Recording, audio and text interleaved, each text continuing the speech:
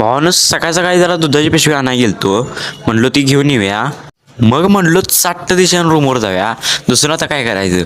तवर कवा 10 वाजले ते कळालंच नाही. आवरून बिवरून आता निघालेलो अकॅडमीत, डायरेक्ट अकॅडमीत. दुसरीकडे कुठं जायचं नाही. आता 10 वाजले तेवढंच करायचं, दुसरं काय नाही. अकॅडमीत जायचं, अकॅडमी टू रूम, एवढंच. जरा चालायला लागते. अकॅडमी 3ऱ्या मजल्यावर आहे.